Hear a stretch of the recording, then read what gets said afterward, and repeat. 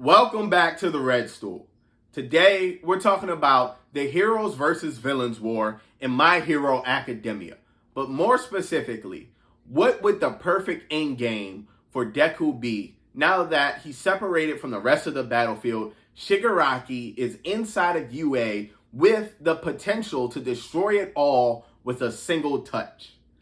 Now, originally, the heroes had everything black and white, all painted out how this entire battle would go.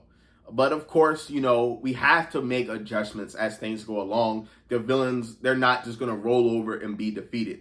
And in some battlefields, this plan has worked out great. In others, not so much.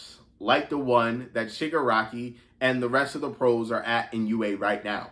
Because if Shigaraki does get that opportunity to activate Decay in the multitude of hands he has right now, he very well could one-shot UA before it gets to Shiketsu in the East. Now, I know I kind of made a jump there really quick, just saying, hey, UA's on its way to Shiketsu. Like, where did that come from?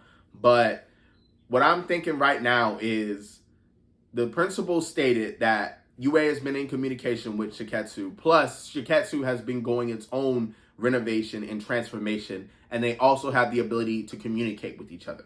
So I think UA is a transport to Shiketsu with Shigaraki and everyone inside of it, and these two schools would fuse together and then turn into a more permanent tomb or a backup plan in case Shigaraki is able to destroy UA. Now, of course, that's just my theory, but I feel like Horikoshi wouldn't just randomly mention, oh yeah, UA has a connectivity system with Shiketsu and not use it in any shape or way. And honestly, it just makes the most sense given the fact that UA is in the air and it is more likely moving. But back to Deku and what his master plan should be. Because, of course, we know he's going to get this last powerful quirk that's turned into a nuke. Now, I know the second user, he's not really trying to allow Deku to use his quirk because, of course, it's mutated and it's become some super powerful battle nuclear quirk. And honestly, a lot of people are probably thinking that's what he needs right now, just so he can deal with everything that Shigaraki can do. But one of the things we can't forget, and is a little detail that I feel like not a lot of people are acknowledging, is the fact that more than likely, All For One already knows what this final quirk is because he fought and defeated the second user. So he already knows what his quirk is from there. But also, when it comes to quirk mutation and just having a bunch of quirks crammed inside of your body, becoming one, he's the second leading authority in the world on that, aside from the doctor, just with everything he's been doing to himself over the years and everything he's done to Shigaraki. So I feel like with his mind and his ability to just be 10 steps ahead and have all of these alternate plans, he's not only theorized what this final quirk has mutated into, but this is why Shigaraki has the hyper regeneration, so he can recover from that crazy damage that it's going to deal. So that's like one of the things, like the biggest theories I've had for a while. And it's just, I don't think Deku is going to be able to stop Shigaraki with that last quirk. Because of course we know he's going to get it. There's no way that he's not going to unlock that last quirk. But what I think Deku will be better off doing is, instead of fighting Shigaraki, offer him One For All. That way, Shigaraki's nature and All For One's master plan will directly clash. Because Shigaraki wants nothing more than to destroy the legacy of All Might and everything that pertains to it. This quirk, everything. So, when Deku offers him the quirk, the first thing he's going to want to do is destroy it. And All For One isn't going to like that, nor is he going to allow it to happen. So this would directly pit the two demon lords against each other. One trying to save and gain his little brother, the other trying to destroy All Might's legacy and everything it pertains to. Now, in this back and forth battle, I'm pretty sure both sides are going to take some hits. Honestly, Shigaraki's definitely going to come out on top just because the body that he has is more stable and sturdy than the one that All For One has.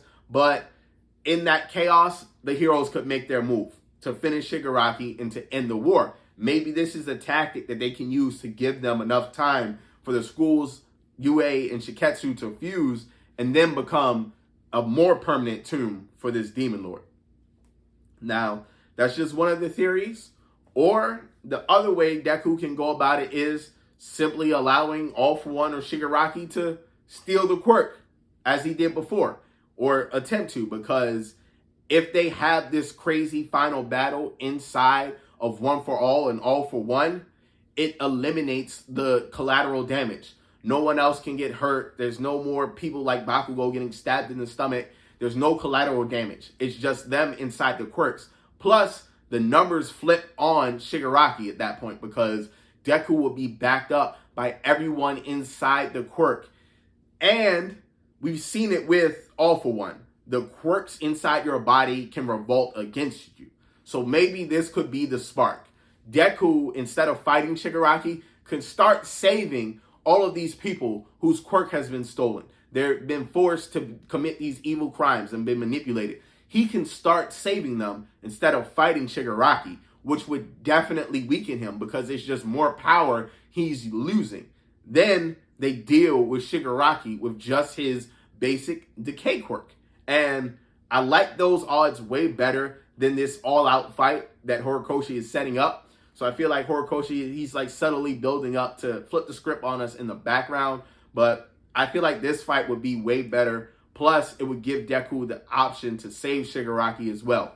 Not only saving Shigaraki, but defeating the Demon Lord. So this is just my working theory as I've been putting it together along the chapters, going through it, having the private time to think.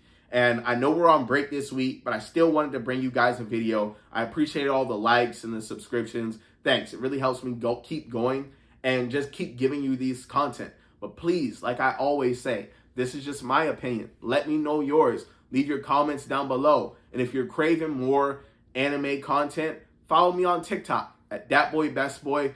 All social, DatBoyBestBoy. I'm going to see y'all later, all right? Peace.